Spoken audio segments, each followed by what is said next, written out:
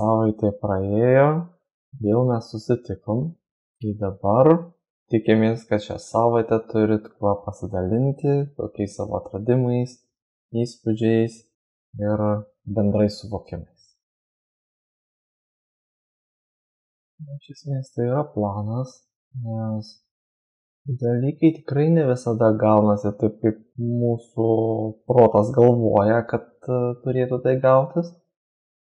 Už tai mes turim daugiau ir gilintis giliau visus tus dalykus ir daugiau suvokti savo sielos misiją ir savo būtent sielos esmę, kodėl mes čia esam ir koks yra iš tikrųjų mūsų tikslas čia būti, o ne tik tais, ką protas sugalvojo, kad ką aš dabar galėčiau čia padaryti, kad jau čia esu, iš to, taip sakant, kas yra prieinama. Tai štai mes turim eiti giliau labiau į tuos gilesnius suvokimus, kur mes galėtume suvokti savo gilesnę prasme egzistencijos, negu tik tais taip, kaip sakant, mes savo protus sugalvojam.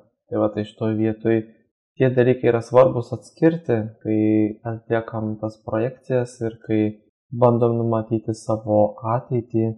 Nes aukštesnis planas neretu atveju yra mums numatęs kai ką kitko, negu kaip mes galvotume savo protu, taip sakant. Tai dar yra kokių komentarų, gal ką nors norima iš savarankiško kurso pakomentuoti, ten buvo naujų pamokėlių. Tai gerai. Tai šiandien tada kalbėsim naują temą. Pradedam naują temą.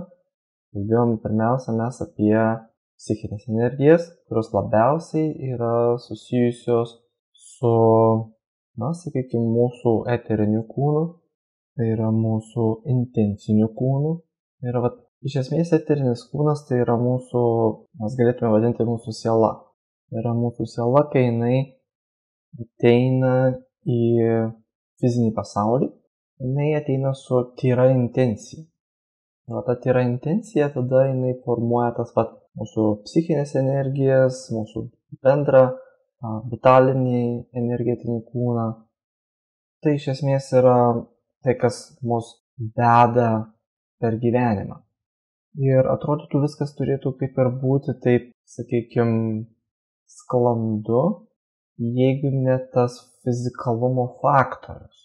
Nes kai mes esam ne fizinėse plotmėse, tai tada tokia intencija, kurią mes sukuriam, tai yra intencija, kad mes norim judėti kažkokią kryptimį ir įgyti kažkokią specifinę patirtį.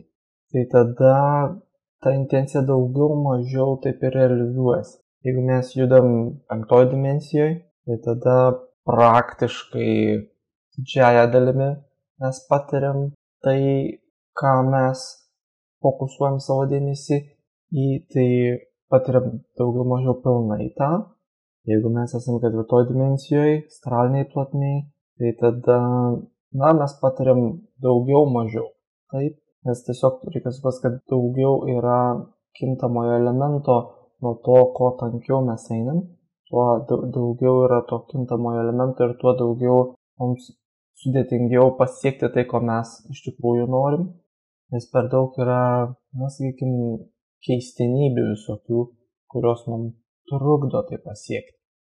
Tai kai mes esam 5 dimensijoje, tai mums yra gan lengva, nes yra gan nedaug sąlyginai to kintamo elemento, tai ką mes iš tikrųjų vadinam tamsos jėgomis.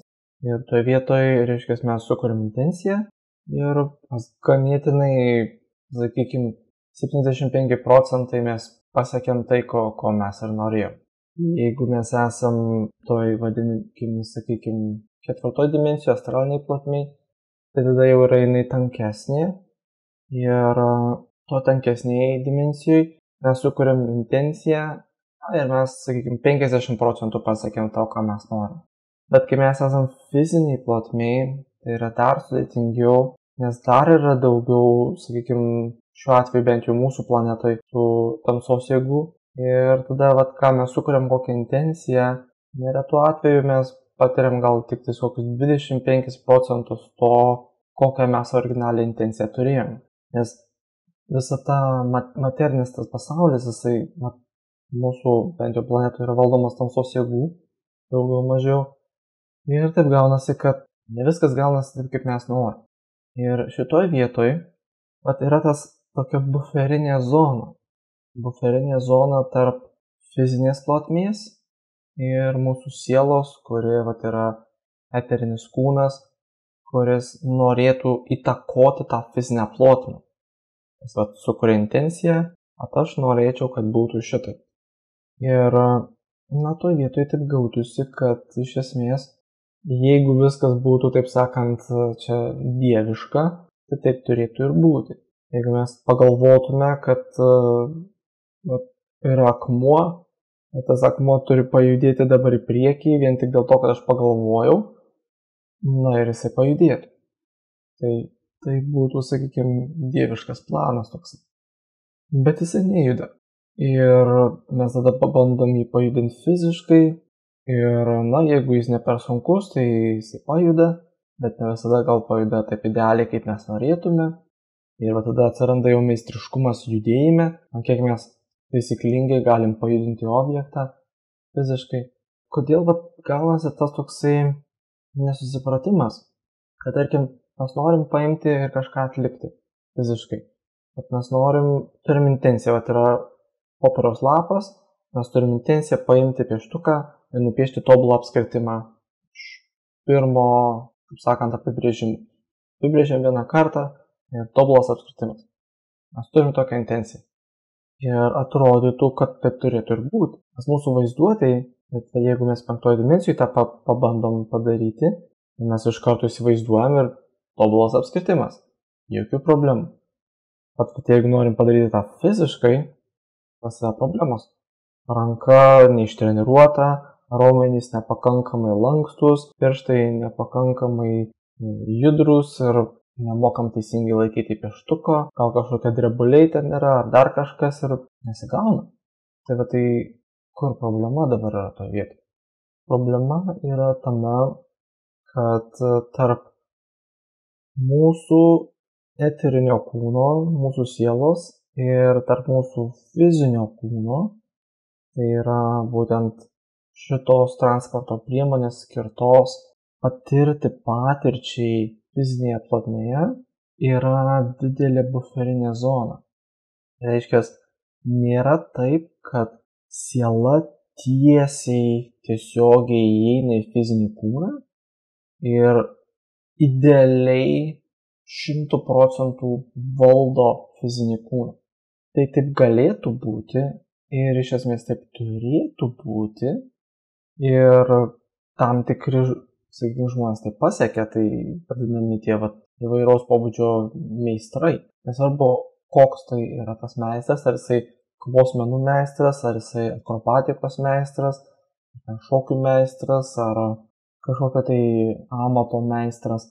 Bet tie meistrai, jie iš esmės, tie meistrai pilnai įvaldo judesį ir pas juos nėra tarpo tarp jų sielos ir tarp būtent fizinio kūno.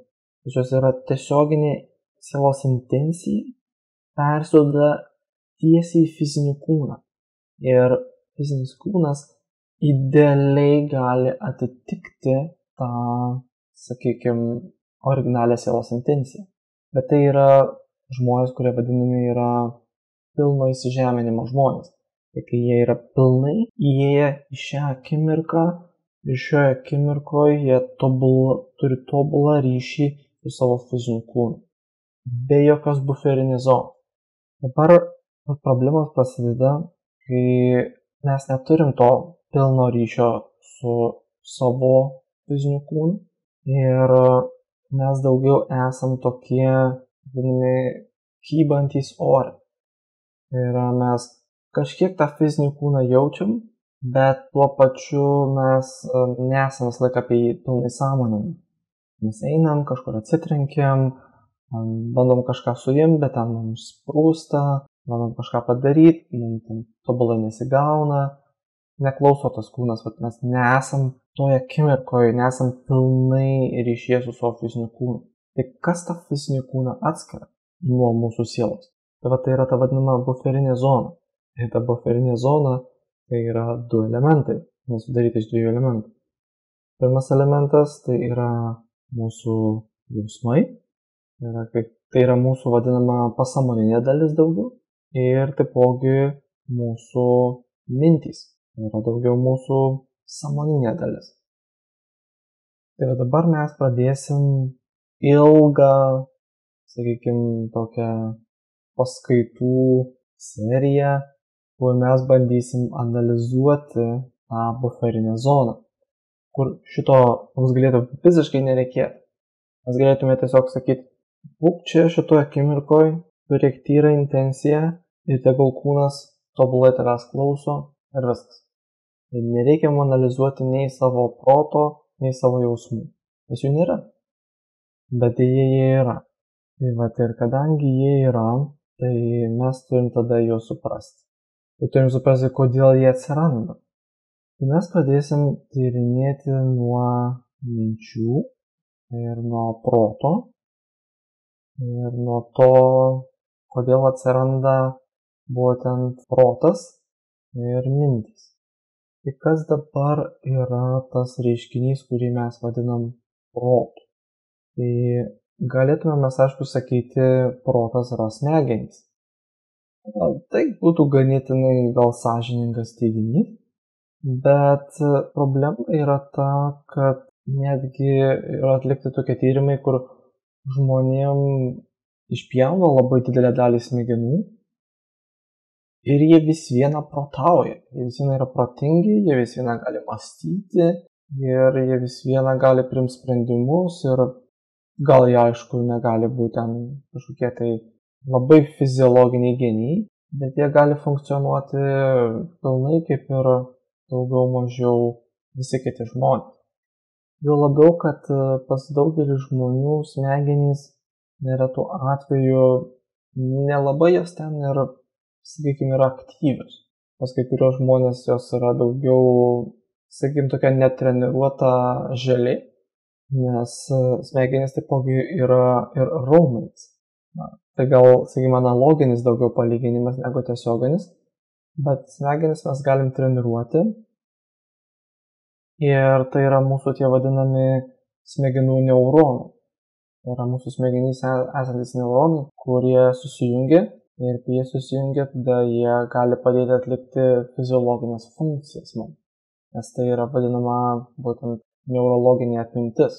Tai yra, kad tie neuronai jie susijungia ir tada mums nereikia būti sąmoningiam apie kažką tai, nes tiesiog galim dalykus atlikti automatiškai, dėl to, kad smegenyse jau yra tos jungtys ir mes tam tikrą prasme automatiškai atsimenam, kaip dalykus reikia atlikti. Ir tam nereikia apie tai galvoti, kaip reikia tą atlikti. Tai šitoje vietoje, kalbant toliau apie to raumenų analogiją, tai galima būtų palyginti, kai yra paprasto žmogaus smegenys, bet kaip yra ten neuronai susijungia ir kai mirė Einšteinas, ganėtinai protingas žmogus buvęs, tai jo atliko smegenų irgi analizę ir nepamatė, kad ten jo smegenys yra kokios didesnės ar kažkokios ten kitokios, bet tiesiog kai jas prapjovė, pamatė, kad jo smegenyse tų neuronų jungčių yra, sakykime, kelis kartus daugiau ir jos yra žymiai tankesnės negu pas statistinį žmogų.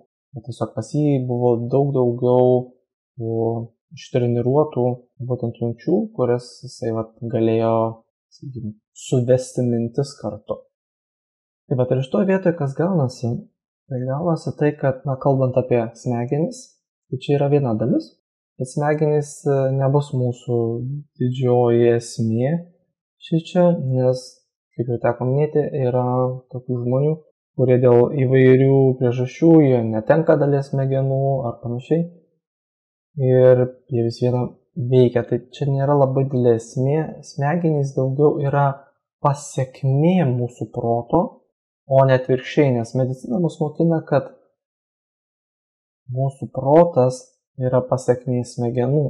Tai yra dėl to, kad pas mus vystosi smegenys, dėl to atsiranda protas.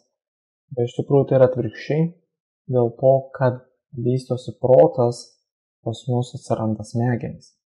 Tai va.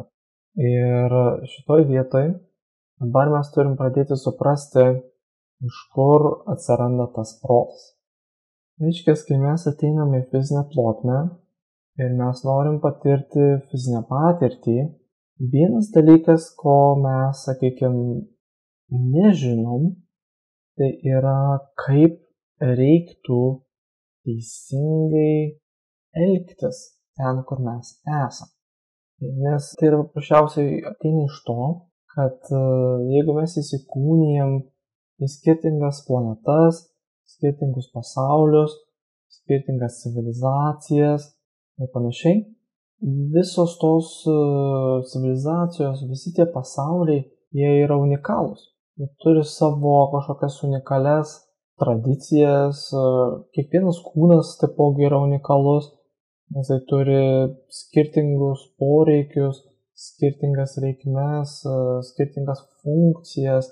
Tai dėl to paprasčiausiai gaunasi, kad mes negalim, taip sakant, universaliai savo sieloje turėti absoliučiai visas žinias, kaip veikia visi pasauliai ir visose pasauliuose, kaip veikia, sakykime, visi kūnai ir kaip visus ten poreikius patenkinti ir panašiai. Nes tai yra vadinami vietiniai poreikiai. Siela iš esmės, tai vietiniai poreikiai nėra aktualūs, nes jinai jų neturi, nes jinai negyvena, tarkim, tame pasaulyje. Bet kai atvyksti į kažkokį pasaulį, į kažkokią civilizaciją, įgyji specifinį kūną, tai tada atsiranda tie vietiniai poreikiai, kuriuos sukuria aplinka, kurioje esam, ir fizinis kūnas, kuriuo mes naudojamės. Bet tai toje vietoje kas gaunasi, tai kad mums reikalingi vadinami kažkokie tai nurodymai ar instrukcijos, kaip mums save orientuoti toje aplinkoje, kur mes atsidurim, ir tame kūne, kuriame mes dabar esam. Ir va šitie vietiniai poreikiai yra iš esmės tai, ką mes vadinam, galim pavadinti tai programomis. Tai yra, kad būtent mes gaunam tas specifines programas, kurios turi mums padėti išversti, tai veikia kaip vertėjas, tarp sielos ir tarp fizinio kūno. Tai yra, kai mes sukuriam intenciją, tarp mes esame dabar kokio, įsivaizduokim, vabzdžio kūne. Niekados nebuvom vabzdžiu, mes buvom visą laiką žmogaus kūne, dabar suduriam vabzdžio kūne. Ir siela sukuria intenciją vabzdžio kūnui, judėk į priekį. Ir kaip dabar siela gali žinoti, kaip priversti tą fizinį kūną judėti į priekį, jeigu ten pas jį yra daug kažkokių galūnių, skirtingos kojos, visiškai kitaip jisai juda negu žmogaus kūnas. O siela yra pratusi prie žmogaus kūno. Tai kaip jai suprasti, kaip judėti tuo kūnu. Bet ir toje vietoje atsiranda tas vadinamas protas, kur yra programų saugykla, kur mes galim įdiegti tas programas, kur kai tu sukuri intenciją, kad judėk į priekį, tai tada ta programa išverčia tą mūsų intenciją į funkciją, tai yra kūnas turi judėti į priekį. Lygiai taip, kaip mes kompiuteriu naudojamės. Nesgi, kai paspaudžiam klavišą kažkokį tai ir, tarkim, kad Wordo dokumente parašytų raidę, mesgi nežinom visų procesų, kas įvyksta, kad ta raidė užsidega mum ekrane. Tai nėra, kad vien tik dėl to, kad mes paspaudėm tą raidę, tai ten, ta prasme, įvyko kažkoks tai stebuklas ir dėl to ta raidė užsidegė ten, taip sakant, ekrane, ta raidė, kurią mes paspaudėm. Nes stebuklas ten įvyko, o įvyko būtent programa, kad yra impulsas duodama instrukcija, kad šitas klavišas toje programoje būtent turi atitikti tą funkciją ir vartotojas turi intenciją, kad turi būti paspausta ta raidė ir jeigu gauta tą instrukciją, turi užsidegti būtent ta raidė ekrane. Va tai yra ta programa. Nes priešingų atveju mes nemokam padaryti, kad užsidegtų ta raidė vien tik nuo mūsų intencijų. Tai vat lygiai tas pats ir čia pas mus yra. Kaip kompiuteris turi programą, kuri paverčia mūsų intenciją į kažkokį fiziologinį reiškinį, taip ir mūsų fiziniam kūnui yra reikalinga kažkokia tai intencija, reikalinga programa, kad ta intencija būtų paversta į fiziologinį reiškinį. Bet tai aišku, reikia prisiminti, reikalinga tik tuo atveju, jeigu mes nelabai žinom, ką mes darom. Nes jeigu mes tobulai žinotume, ką mes darom, būtume, taip sakant, meistrai tame, tai tada nuo tos programos nereikėtų. Nes mes tobulai iš savo sielos galėtume valdyti savo fizinį kūną ir viskas būtų iš esmės tobula. Bet kadangi mes dažniausiai to nemokam, tiksliau nesugebam, nes mokėti tai reiškia iš tikrųjų turėti programą, o sugebėti tai jau reiškia gebėti. Tai kadangi mes to nesugebam, tada mums reikia tai mokėti. Ir tada, kai mes pradedam suprasti šitą dalyką, tai yra, kas yra mūsų protas ir kokia jo yra paskirtis, tada mes pradedam gilintis į, taip sakant, vadinamą jo ezoterinę esmę. Ir ta ezoterinė esmė yra tokia, kad tai yra priemonė, prietaisas skirtas paklusti mūsų intencijoms. Joji nesusipratimų dalis, su kuo žmonės susiduria, tai yra susijusi su tuo, kad jie turi protą ir viskas yra gerai turėti protą. Bet lygiai tas pats yra kaip turėti kompiuterį su programinė įranga ar operacinė sistema galbūt tiksliau. Ir viskas gerai, kai tu būtent duodi intenciją ir duodamas tą intenciją, kad tu nori paspausti klavišą ir kad užsidegtų būtent ta raidė ekrane, viskas gerai, jeigu programa veikia tobulai.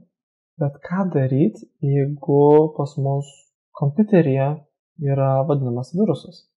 Tai yra kažkokia virusinė programa, kuri priverčia kompiuterį elgtis kažkaip neprognozuojamai. Tai yra mes paspaudžiam mygtuką, o įvyksta kažkas tai visiškai kito. Ne tai, ko mes prašom. Tas yra kažkokia programinė korupcija, kurią sukėlė kažkoksai tai būtent invazinis faktorius, kažkoksai tai virusas. Tai ir šitoje vietoje lygiai tas pats yra mūsų protas. Tai yra, jeigu jame yra kažkokių tai invazinių faktorių, kurie įtakoja būtent mūsų protą, kad jisai neatlieka savo funkcijos teisingai, tai yra, mes duodam instrukciją protui, kad atlik tokią funkciją. Dabar nueik ten, padaryk tą. Padaryk, kad kūnas tiksliau. Protas turi padaryti, kad kūnas nueitų ten ir padarytų tą. Ir mums nesigauna. Mūsų tokia yra intencija, o štai protas, jisai pradeda ten arba kažką tai savo makaluoti, arba jisai pradeda iš viso priešintis ir sakyti, ne, gal neikim, gal nedarykim, gal aš tingiu, gal nenoriu, gal nereikia, o kam čia to iš viso reikia, o jeigu reikia, o tai kas gausis iš to, o jeigu bus šitaip, o jeigu bus anaip, o jeigu tas, o jeigu anas. Ir jisai pradeda toje vietoje savivaliauti. Tai yra protas pradeda įgyti tokią kaip pseudo asmenybę, tai yra, kad jisai pradeda galvoti, kad jis yra tikras. Ir mes žinom, kad jis nėra tikras. Tai yra savo sielai mes tą žinom. Bet protas jis pradeda galvoti, kad aš esu tikras. Ir aš pats galiu nuspręsti, kas yra geriau. Bet mes sukuriam intenciją nueik ten padaryk tą. Protas sako, ne, gal geriau neikim, gal geriau nedarykim, gal geriau darykim šitaip, gal geriau darykim anaip. Ir, toj vietoj didelė problema yra susijusi su tuo, kad kaip mes tada galim ką nors gyvenime nuveikti, jeigu tarp mūsų intencijos ir fizinio kūno būtent ta programinė įranga skirta atlikti funkcijoms pradeda su mumis galinėtis su mūsų intencijomis. Bet mes duodam intenciją, o protas sako, ne, nenoriu, nesutinku, man nepatinka, aš dabar nekaip jaučiuosi, nenoriu. Ir va čia gaunasi labai, sakykime, rimta problema, su kuria žmonės susiduria ir ką jiem tada daryti. Ir sako, aš kaip ir norėčiau to, bet negaliu savęs priversti. Protas man nepaklūs. Aš sakau, kad reikia eiti, reikia daryti. Aš jaučiu, kad man reikia tų pasiekimų. Žmogus sako, kad aš noriu pasiekti kažką savo gyvenime. Aš norėčiau tą ir tą pasiekti, šitą ir šitą padaryti savo gyvenime. Tokių ir tokių turiu idėjų ir fantazijų ar ten dar kažko tais. Bet negaliu to padaryti. Kodėl negaliu to padaryti? Dėl to, kad protas, jisai, taip sakant, prieštarauja tam. Jisai sako, ne, kodėl tu galvoji, kad tau to reikia, o kodėl tu galvoji, kad tu sugebėsi tą padaryti, o jeigu tu tą bedarydamas susimausi, o jeigu tu tą darydamas padarysi kažkokią labai rimtą klaidą, kuri padarys labai didelę žalą ir taip toliau ir panašiai. Jis pradeda savivaliauti toj vietoj, neretu atveju įtakojamas, būtent šiuo atveju tamsos jėgų, tai yra, kad tamsos jėgos bandomos sustabdyti nuo įvairių veiksmų.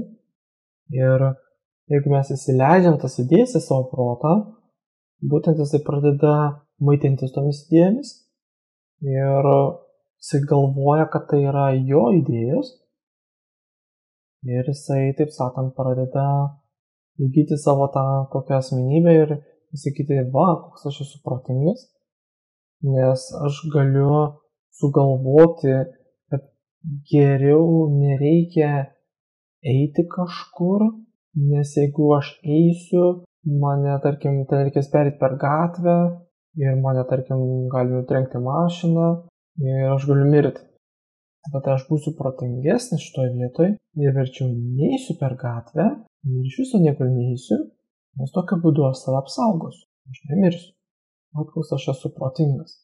Ir to vietoj, kas gaunasi, tai kad nors ir protas galvoja, kad jis yra labai protingas toje vietoj, bet mes turim žiūrėti, kokiu pagrindu tas jo protingumas yra paremtas.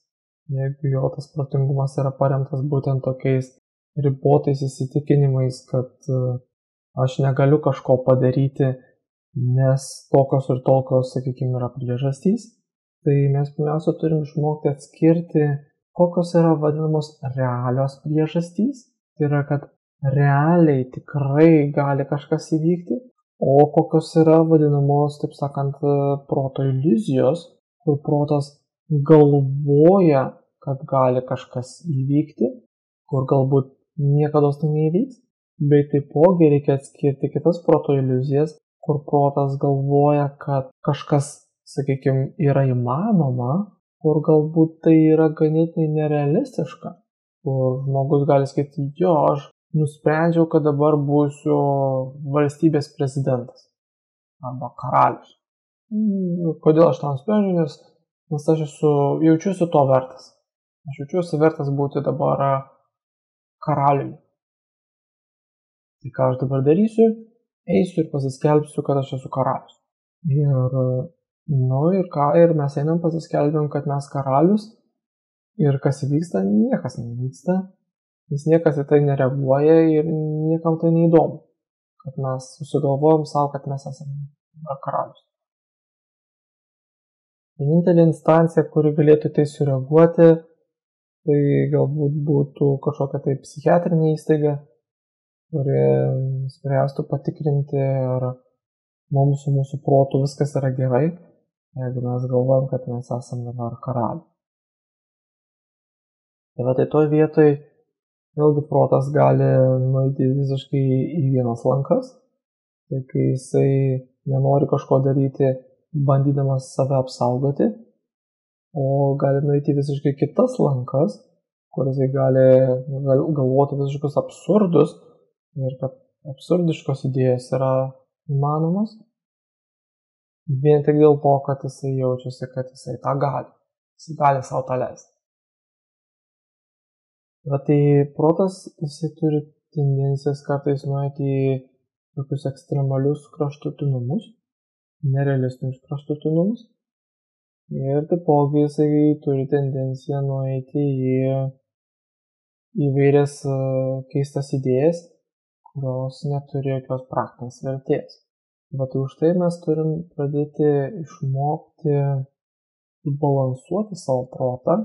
Ir tas balansas turi pirmiausia ateiti iš to, kad mes turim pradėti jį išvalyti nuo įvairiausių reiškinių ir darinių, kurių mums nereikia.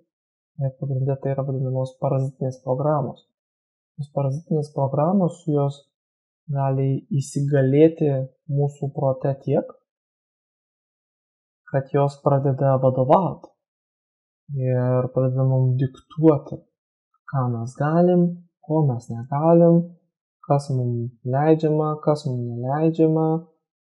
Tai toje vietoje, jeigu mūsų protas pradeda mums diktuoti, ką mes galim, ko mes negalim, pradeda diktuoti, tarkim, kaip internetas. Jisai nori, veikia, nori, neveikia, nori, veikia lėčiau, nori, veikia greičiau. Taip neturėtų būti. Turėtų internetas, modemas atlikti instrukcijas idealiai, yra, kad jis visą laiką jo yra funkcijos palaikyti stabilų interneto ryšį, nenutraukinėti ir panašiai. Tai turėtų būti ir su protu. Protas irgi neturėtų mums, taip sakant, reikšti savo kažkokių tai kaprizų, rodyti savo kažkokios tai idėjų, kaip jisai norėtų matyti kažką ar nenorėtų matyti kažko. Ir protas turėtų atlikti funkcijas preciziškai pagal duotas instrukcijas. Tai toje vietoje mes turime išmokti, taip sakant, valdyti savo protą tokiu būdu, kad pirmiausia mes turim nuimti visas, sakykime, nereikalingas programas. Tai yra viskas, ko mums nereikia. Ir tada, kai mes jau turim tik tai, ko mums reikia, tada išmokti tas turimas programas, jas, taip sakant, patobulinti, kad jos veikia kuo efektyviau, kuo mažiau prarasti energijos bereikalingam reiškiniam, bet taipogi įvesti į savo protą kažkokių ir reikalingų energijų, reikalingų reiškinių. Tai yra to, ko mums daro, mes matom papildomai trūksta kažkokių tai instrukcijų, kurias galbūt reikėtų mūsų kūnui, kad atlikti kažkokį tai procesą, kad protas turėtų tas kažkokias papildomas programas, instrukcinius paketus ir galėtų kažką atlikti, taip sakant.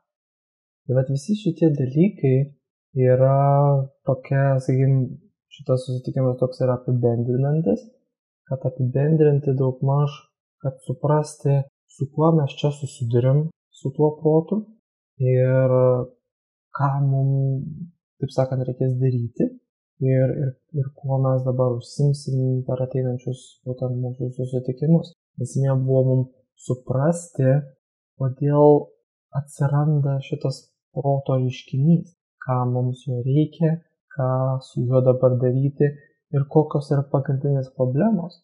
Ir tai, kad būtent pagrindinės problemos yra susijusios su tuo, kad protas savivaliauja. O jeigu protas savivaliauja, reiškia, jisai neklauso mūsų intencijų ir netlieka savo funkcijų. Nes proto funkcija pagrindinė sritis, darbas yra paklusti sielos intencijom, ne atvirkščiai. Didžiausia problema, su kuria žmonės susiduria, tai yra, kad protas pradeda diktuoti sielą ir sakyti toje vietoje, aš esu svarbesnis, tu turi klausyti manęs. Tai čia jau yra, sakykime, didelė problema tiem žmonėm, kurie atskiria save nuo savo proto. Bet dar didesnė problema yra, tai tiem žmonėm, kurie neatskiria savęs nuo savo proto, kurie negali atskirti, kur yra intencija ir kur yra protas. Jie vienodai tuos dalykus suvienodina. Netgi buvo atlikta iš esmės tyrimai, kur tyrė žmogaus smegenis ir tyrė tarpą tarp žmogaus intencijos, kada kyla žmoguje intencija, jis sukuria intenciją kažkam ir kada reaguoja smegenys. Ir tai yra tarpas to vietoje. Tarp intencijos ir tarp smegenų ir tarp minties, kada mintis apie tai atsiranda, yra tarpas. Jį galima išmatuoti. Žmogus sukuria intenciją, suveikia smegenys, smegenyse kažkas užsidegė ir atsirado mintis. Reikia atsigerti ar reikia tą padaryti ir panašiai. Bet yra tarpai tose dalykuose. Jeigu mes nesugebam atskirti, kad tarp mūsų sielos ir mūsų proto yra tarpas ir mes save pilnai asocijuojam savo proto veikla, yra aš pagalvojau, tai reiškia, jeigu aš galvoju, tai aš tai ir esu, tai apie ką aš galvoju. Jeigu pas mus yra tokia asociacija, jinai yra klaidinga asociacija ir jinai mus gali, taip sakant, nuvesti į, sakykime, ribojančias situacijas. Nes mes tada galvojam, kad tai, kas pas mus kyla, tai kokios mintis, tai mes ir esame, kas yra netiesa. Mes turim suprasti, kad tarp mūsų minties ir tarp mūsų yra tarpas ir mintis kyla iš intencijos, jeigu mes tą mintį sukeliam. Bet jeigu mintis kyla savarankiškai ir tada jinai prieštaroja mūsų intencijom ar bando mūsų intencijas paveikti, tai jau yra negerai. Taip neturėtų būti, nes protas yra darbuotojas. Jo darbas yra atlikti funkcijas, o ne savivaliauti. Tai va, daugmaž tiek buvo noras šiam kartui papasakoti, gal kilo kokių tai klausimų ar komentarų, ką būtų noras aptarti. Mūsų dienos pamokos pavadinimas yra, kas yra protas. Jo, tai bet visus tuos dalykus iš tikrųjų mes gyvesim per sekančius mūsų susitikimus, bet esmė kokia yra, tai kad mes turim, pirmiausia, šiandien mūsų daugiau tikslas buvo toks bendrinis, kad mes turėjom, sakykime, pamėginti suprasti pačią koncepciją. Tai yra būtent, kad tai yra atskiri dalykai tarp intencijos ir tarp proto. Yra būtent tas, sakykime, buferis ir paskui tarp proto ir kūno, sakykime, irgi yra buferiai. Ir pagrindinis numeris 1 buferis tai yra būtent pats protas. Mes daugiau šiandien kalbėjom apie pačias koncepcinės idėjas apie tai, negu kad apie būtent praktinę to pusę, bet žvelgiant iš praktinės pusės, tai yra iš esmės tai, kad mes galėtume pavadinti būtent meditaciją, yra, kad mes turim išmokti išdidinti tarpus tarp intencijos ir tarp minties. Nes pagrindinės problemos yra susijusios su to, kad intencija ir mintis eina praktiškai, taip sakant, mikrosekundžių skirtumu. Mes turim intenciją ir iš karto turim mintį apie tai, nes mintis eina iš karto po intencijos. Ir kadangi mes toj vietoj, sakykime, neturim to tokio tarpo, nes protas veikia labai greitai, žaibiškai jis sureaguoja, taip sakant, iš karto. Ir toj vietoj neturėdami to tarpo, mes negalim atskirti savo intencijos nuo minties. Ir man atrodo, kad tai yra vienas ir tas pats. Ko mums reikia, tai mums reikia daugiau toj vietoj būtent išdidinti tą tarpą ir tai yra vadinama meditacija. Tai yra, kur mes galėtume ko mes mokomės, kaip mes mokomės meditacijos. Mes mokomės nuraminti mintis. Tai yra, kad numalšinti protą, kad jame nebebūtų minčių ir išliktų tik tais tyros intencijos. Ir kai išlieka tik tais tyros intencijos, tai yra, kad aš turiu intenciją tokią, tarkim, pajudinti savo ranką. Bet mums nekyla apie tai mintis ir taipogi nereaguoja į tai fizinis kūnas. Tada mes išmokstam save atskirti nuo fizinio kūno ir nuo savo proto.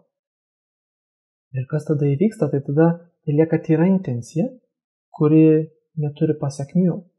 Ir nekyla mintys ir nekyla fiziniai veiksmai. Ir tada jau iš to mes galim dažiūrėti truputėlį, pradėti prijungti protą, žiūrėti, kai aš turiu tą intenciją, kokia mintis man iš to kyla ir taipogi, kaip tai pavirsta į fizinį veiksmą.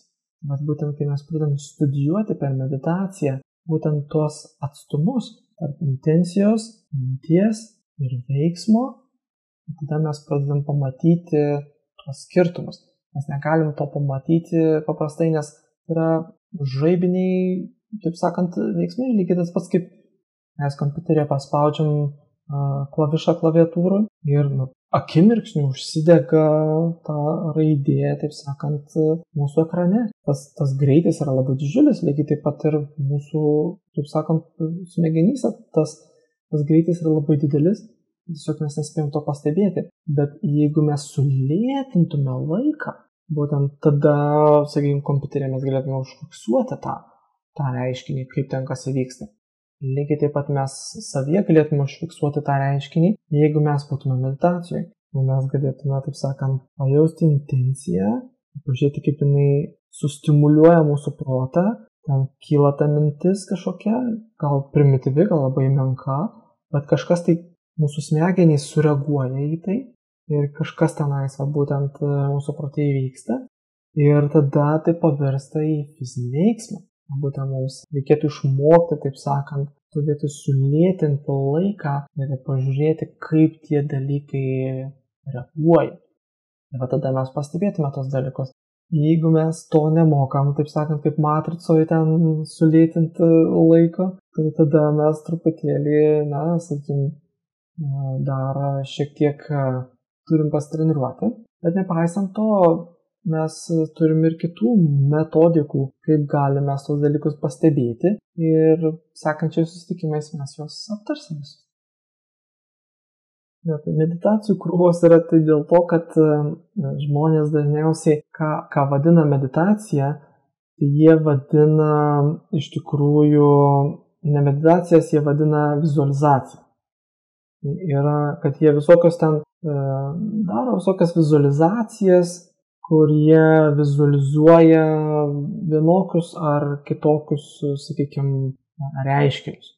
Tai tos vizualizacijos, tai esmė tokia, kad jos tai nėra esmė. Esmė yra būtent ramybės būsena. Tai yra, kad mes turim neleisti, kad dalykai piltų mumyse. Nėra kaip kitaip to pasakyti. Tai jeigu mes tiesiog esam ramybės būsenoje, tai tik tada iš tos ramybės būsenos mes galim pastebėti kylančius tolimesnius reiškinius. Jeigu mes nesam toje ramybės būsenoje, tai tada mes negalim pastebėti tų reiškinių. Čia nėra kažkokių specifinių meditacijų, ten vizualizacijų ar kažkokių tai pratimų. Čia yra daugiau esmė būti ramybėj ir pirmas žingsnis yra, kad nuraminti visiškai protą, kad neliktų nei vienos minties. Protas turi būti ramus, kaip vandens tyras kažkoks telkinys, kur nėra nei bangelės, nes kiekviena mintis yra banga. Nei vienos bangelės ir tada, kaip mes sugebam protą nuraminti, kad neliktų nei vienos bangelės, tada mes turim žiūrėti, kaip kai mes sukeliam intenciją, kaip pradeda atsirasti pirmosios bangelės. Ir kaip būtent mūsų protas reaguoja į tai. Ir kai mes matom, kad protas reaguoja, tada mes galim žiūrėti, kaip tos bangos pradeda įtakoti mūsų fizinę būklę ir kaip mums kyla noras vieną ar kitą padaryti kažką. Tai čia tokia turėtų būti meditacija. Įeinam į visišką proto ramybę, kur nelieka jokių minčių vienos minties, tai yra krištolinė ramybė. Ir tada toj ramybėj pradedam sukelti intenciją ir pažiūrėti, kaip pradeda kilti mintys. Ir kaip tos mintys pradeda mus įtakoti. Tai tada mes galėsim pastebėti kažką. Jeigu mes tokios būsenos nepasiekėm, tai mes sunkiai kažką pastebėsim, nes ten tik tais bus makalinė ir mišrainė tarp įvairiausių minčių ir viso kito ir mes ten nieko neatskirsim. Neretu atveju jo, ego ir turi tendenciją asocijuoti save su protu, nes ego maitina protas. Nes protas yra būtent ego variklis, kuris diktuoja, sako, va, žiūrėk, koks tu esi ten toks ir anoks, protingas ir ten išradingas, koks tu esi gudrus ir visoks. Ir protas pradeda maitinti ego ir ego pradeda pūstis labai, nes protas jį užmaitina visokiam idėjom apie tai, koks jisai yra nuostabus. Ir jo, jų tokia komanda parazitinė, sakykime, pradeda užvaldyti mūsų, taip sakant, visą tą tarpinę buferinę zoną tarp mūsų sielos ir tarp mūsų fizinio kūno, pradeda įsigalėję, taip sakant, savivaliauja protas, kuris vadovauja ego ir jie vienas su kitu, taip sakant, žaidžia, kad pradėtų vadovauti, taip sakant, visam šitam paradui. Na tai jo, iš esmės mes tiesiog tęsim ir toliau, sekančiais susitikimais tiesiog mes gilinsimės vis labiau, daugiau įnešim įvairių suvokimų šitose srityse ir tiesiog dabar mes daugiau mažiau buvo idėja susiorientuoti, o paskui mes tiesiog gilinsimės toliau ir daugiau suprasime apie tos dalykus, visas iliuzijas, protinės ir panašiai. Tai kaip ir tuomet galbūt užtenka šitam susitikimui, kaip ir iki kito susitikimo.